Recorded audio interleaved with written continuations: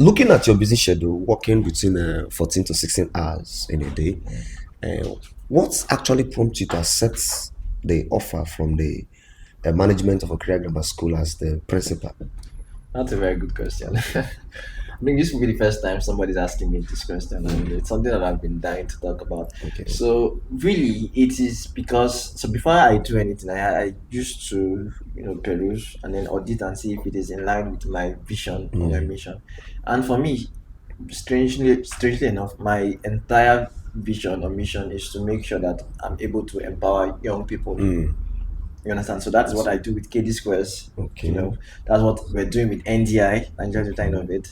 That's also what we're doing with Okrika Grammar School. So it fits just nicely into it.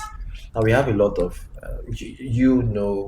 just like I do, Okay. what our secondary schools have become, right? So rather than, push out doctors and engineers, we're now pushing out, touts and criminals and all that kind of thing. So we needed to change the narrative there. We needed to take this digital technology literacy down to OGS, and OGS holds a very special place in the heart of Africa. I mean, it's 86 year old. It's probably older than everybody that will be listening to this.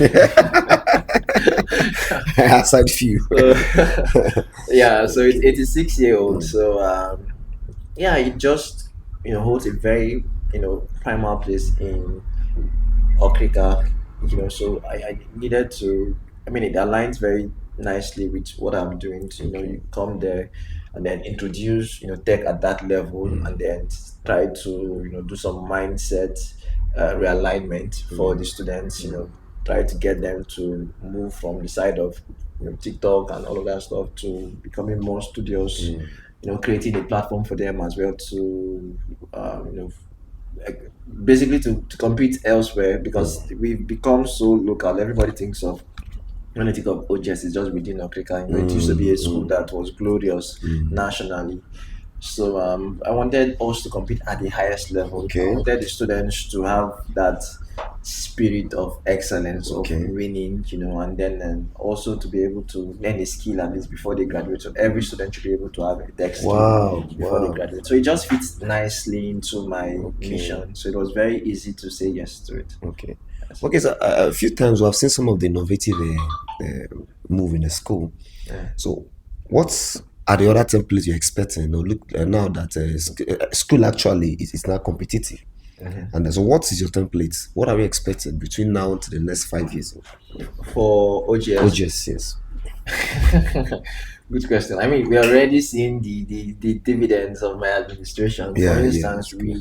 we came, I think, third position at the Society of Petroleum Engineers STEM Fair. Wow. So our students presented a machine that is, yeah, I mean, they call it, it's fancy, but it's an energy harvester. So what it Okay, does is it takes waste and then it converts it to energy. So that's okay. what they designed, and we came third. We Wow. had about 2 weeks or 3 weeks or thereabout of what of preparation, and these other schools have had years, because they've had these programs running for the longest. Okay.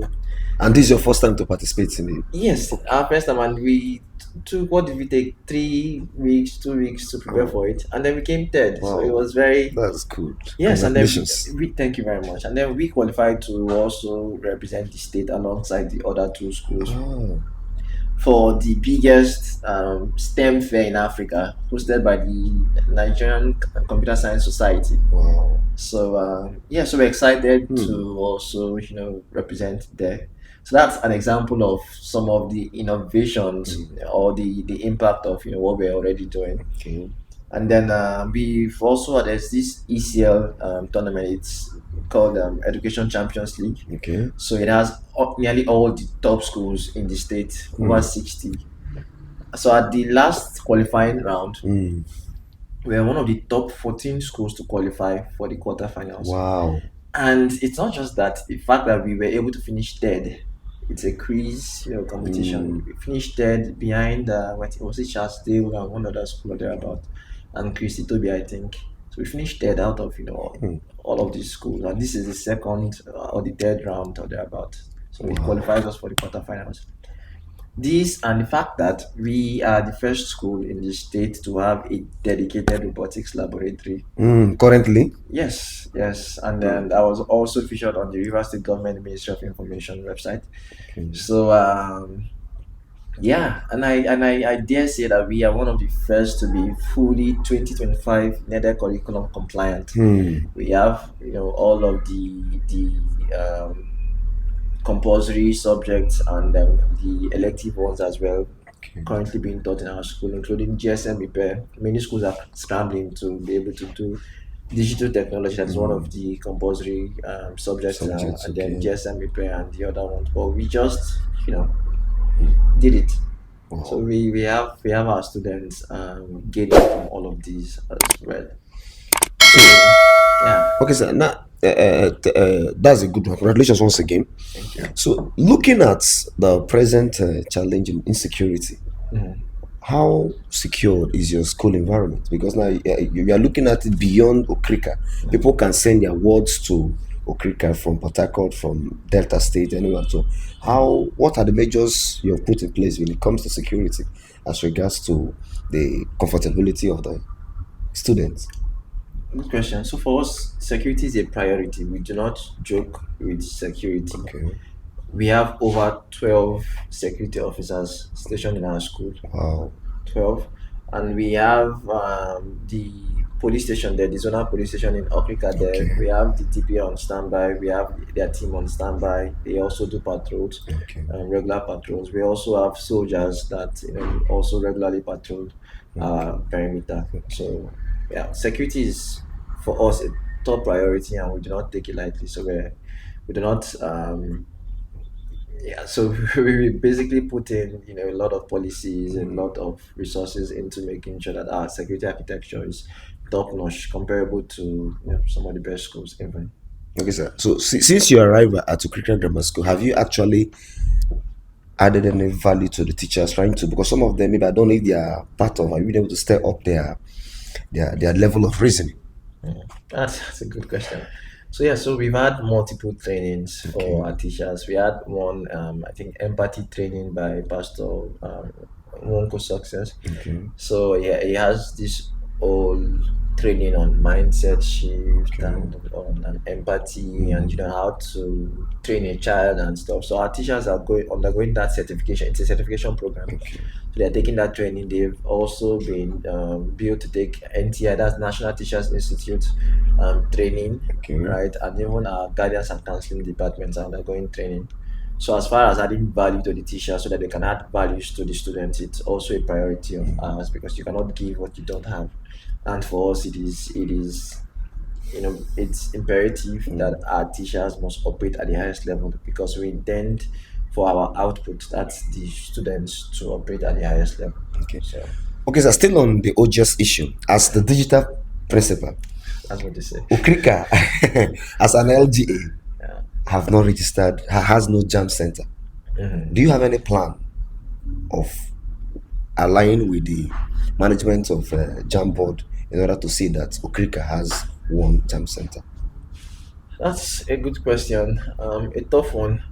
So on my part, in my first month, Okay. I had drafted a plan Okay. on how we can establish the first jam center in Okrika, Okay. domicile there in OGS. So for us to be able to run a center, we need about 250 systems. Okay. In OGS, we have just 60, Okay. but we have the infrastructure to be able to host it. So I put together a proposal. I went to Abuja, I went to National Assembly just for this. I went to some companies as well Okay. for this. I also reached out to an acquaintance, the CEO of MoneyPoint, Okay. to also see how we can get them involved, and they are very interested in it. So, but they said they have a lot going on now, so they would build it for next year. So we're hoping, God willing, that they would come through as well. So because it is very expensive to be able to put this thing together, we're talking of hundreds of millions to be able to set up a jam center.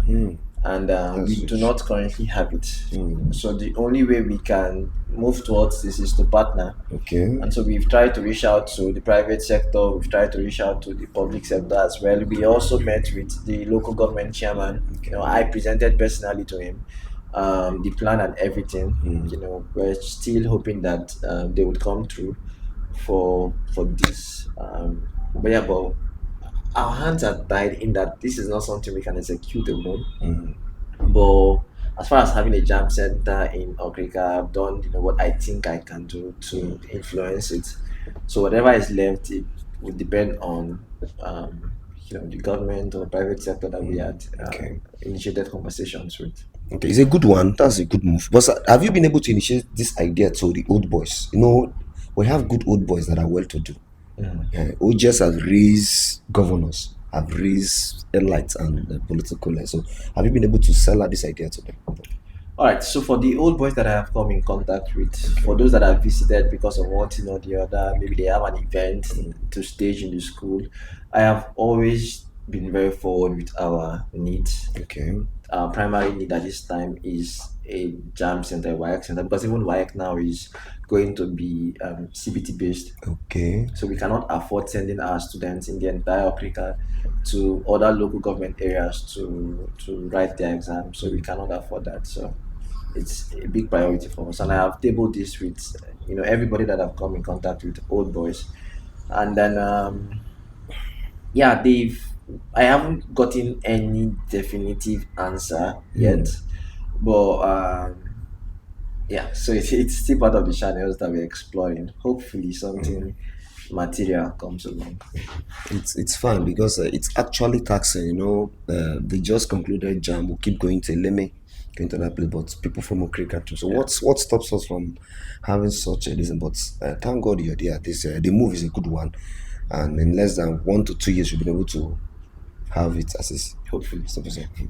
Okay, sir. So what do you have to say to parents out there as regards to OGS school? If they send their child or their wards to OGS, will they get the needed education standard? Yes. So that's something that I can stake anything on. We're building the premier smart school in the state. So when it comes to technology, when it comes to the sciences, when it comes to innovation, in the next couple of years, there will be no school that would stand toe to toe with Okrika Grammar School. We are coming to change the playing field. Like we are coming to be the standard, and we have already started putting things in place to allow us, realize this.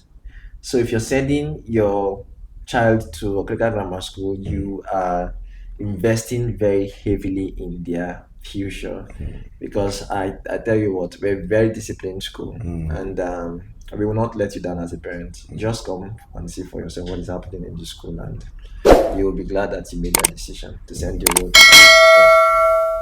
That's a good. Okay, sir. As a tech guru, do you think tech is necessary for everyone? Hmm.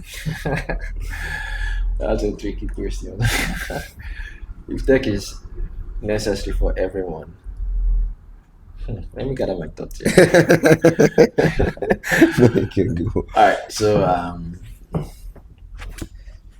I don't think everybody needs to know how to code. I don't think everybody needs to know how to build something. Okay. I don't think everybody needs to know how to design. I don't think everybody needs to. I don't think it's necessary for everybody to be able to do this. But what I do think is that it is necessary for everybody to align with the movement, because tech is a movement, Okay. and it is coming to disrupt, it's coming to change everything. In fact, I dare say everything has changed.